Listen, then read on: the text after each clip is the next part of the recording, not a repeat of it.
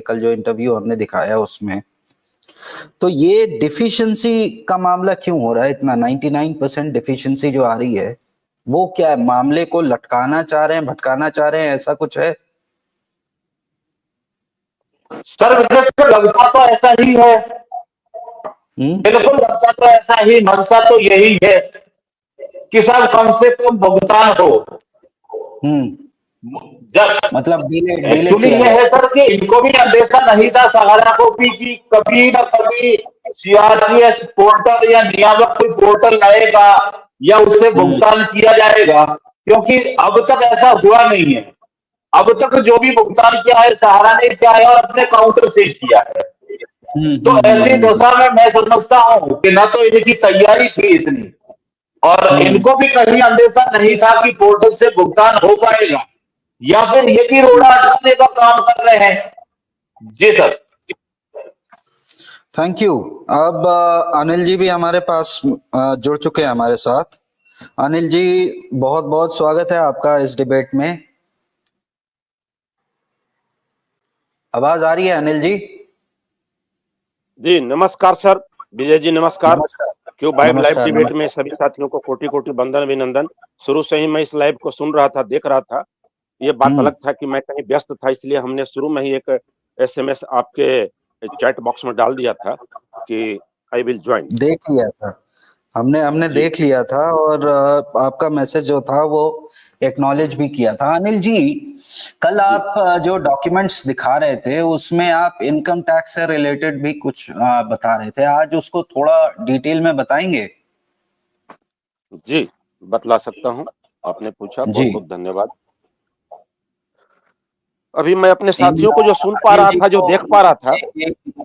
प्रभात, अनिल जी को एक बार full screen लीजिएगा जब वो डॉक्यूमेंट दिखाएं तो। जी सर, सबसे पहले तो मैं बात कह दूं कि आपके सवालों का सबसे पहले मैं जवाब दे दूं। आपने जिस एविडेंस पे बात की मैं उस पे बात करूंगा। अभी मैं अपने साथियों को सुन रहा था। गणेश चौधरी जी को सबसे पहले तो शुक्रिया, धन्यवाद और कोटि कोटि वंदन कि इन्होंने बहुत अच्छी तरीके से सीआरसीएस की पोर्टल की कथा व्यथा सारी चीजें उन्होंने रखी है। इसके लिए, इस नॉलेज की जानकारी जो क्यूब वाइब के माध्यम से उन्होंने जो दी है, इसके लिए गणेश चौधरी जी को बहुत बहुत धन्यवाद, नमस्कार। और पैनल में कुछ जो सवाल जवाब आ रहे थे मैं उनको देख रहा था, सुन रहा था। हाँ, बाकी मुद्दों पे मैं बाद में आऊंगा। जो कुछ अभी हमारे महासचिव और फाउंडर नगेंद्र कुशवाहा जी ने कुछ बातें रखी है, लेकिन सबसे पहले मैं आपकी बातों का सवाल देना जवाब दूंगा। एक और क्वेश्चन था मेरा, वो जो कंसेंट लेटर साइन हो रहा है उस पे भी थोड़ा बताइएगा। ये दो क्वेश्चन है मेरे, उसमें आप थोड़ा डिटेल में बताइए हमें। जी, सबसे पहले किस सवाल का जवाब दूं हुजूर, ये बताया जाए। Consent letter. कंसेंट लेटर मतलब? बहुत से लोग अंग्रेजी नहीं जानते हैं, जरा हिंदी भी बताया जाए। जो माफ कीजिएगा, जो शपथ पत्र, सही बताया मैंने शायद, शपथ पत्र जो साइन करवाए जा रहे हैं निवेशकों से कि हमने अपनी मनमर्जी से री इन्वेस्ट किया था। देखिए, ये मुद्दा ऐसा है सर कि जब सीआरसीएस का पोर्टल नहीं आया था और ऑल इंडिया जन आंदोलन के हम फाउंडर मेंबर भी रहे, मैं बता दूं, अभयदो शुक्ला, मैं और हमारे बिहार के 25-30 साथी, और उसके बाद उसमें बाद में आए, बहुत बाद में आए नगेंद्र कुशवाहा जी, नौशाद अली जी जुड़े, और उस वक्त उस संगठन का नाम हुआ करता था ऑल इंडिया जन आंदोलन। मैं जब जुड़ा तो मैंने एक विचार रखा, और आप जैसी मीडिया, बड़ी छोटी जो मीडिया जिसको कहते हैं, बड़ी मीडिया छोटी मीडिया कहना नहीं चाहिए, मगर जब जो लोग कहते हैं तो मैं कह रहा हूं, उन मीडिया पे हमारे इंटरव्यू आते थे, कभी लाइव डिबेट में मैं बैठता था। तो हमने एक अभियान चलाया, चूंकि मैं बिहार से हूं तो यहाँ चाणक्य की भूमि रही है साहब, खून तो वही होगा ना हमारे यहाँ, जो हमारे जो जो जो पूर्वजों ने जो डाल रखा है हमें पानी पिला पिला करके, एक बिहारी का खून, चाणक्य का खून। तो मैंने देखा कि सब सहारा से पीड़ित है और सहारा जैसी कंपनियों से पीड़ित है, तो हम सहारा की क्यों बात करें, सहारा की भी बात करेंगे, बाकी अन्य जो ऑर्गेनाइजेशन है अलग अलग कंपनियों से ठगे गए हैं, वो उनकी भी बात करूंगा। तो हमने लोगों को जोड़ना शुरू किया, तो वो बाद में आ गया संयुक्त ऑल इंडिया जन आंदोलन संघर्ष न्याय मोर्चा का नाम, ठीक है। उस दौरान में हमने क्या किया, सब संगठनों को जोड़ा, वो बात याद रखिए, चाहे भूल जाइए, कोई बात नहीं। एक महत्वपूर्ण काम किया था, उस वक्त पोर्टल की बात नहीं आई थी, बीजेपी कोई सीरियस नहीं थी, कोई अन्य राजनीतिक पार्टियां एक भी, मैं कहूं कि अगर हमारे घर का परिवार मर जाए और पूरा सगा संबंधी सिर्फ माथा बाल और मोछ मुड़वाने के लिए, भोज खाने के लिए तैयार रहे, वही स्थिति थी। बहुत हद तक सभी पॉलिटिकल पार्टी स्थिति में थी कि कोई साथ नहीं देना चाह रहा था, मीडिया साथ नहीं देना चाह रहा था।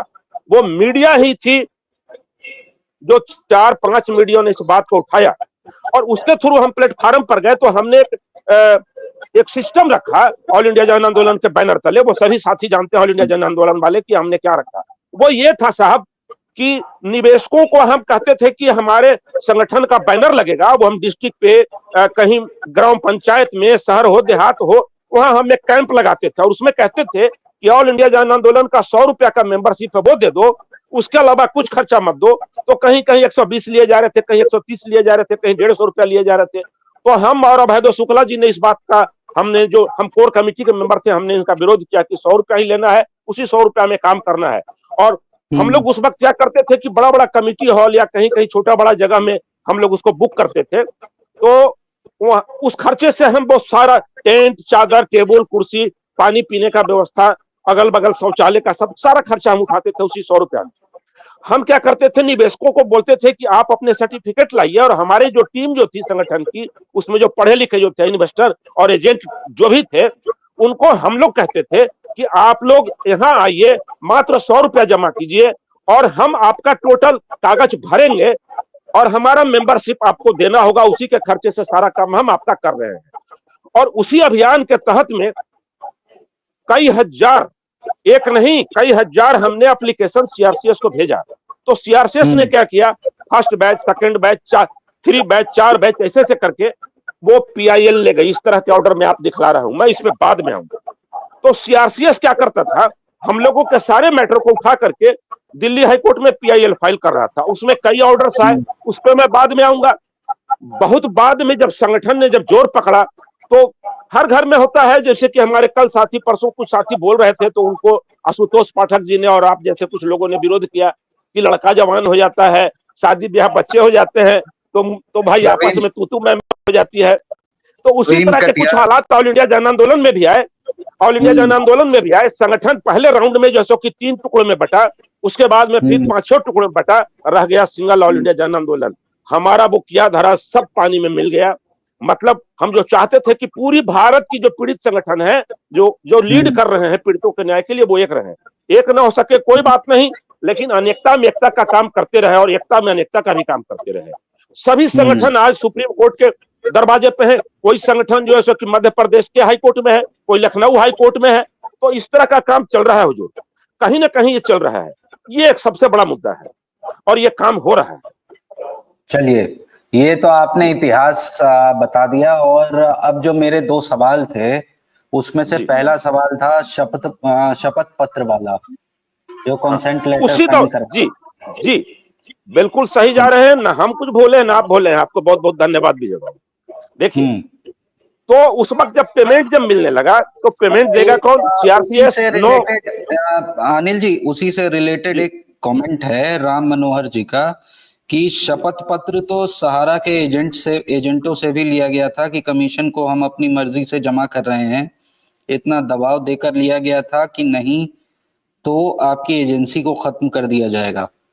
सही बात है, 100% सही है। मैं उस वक्त एजेंट का काम कर रहा था। मैंने कल परसों ही आपको दिखाया था आपके मीडिया पे कि मैं हूं कौन, था कौन, अभी हूं कौन।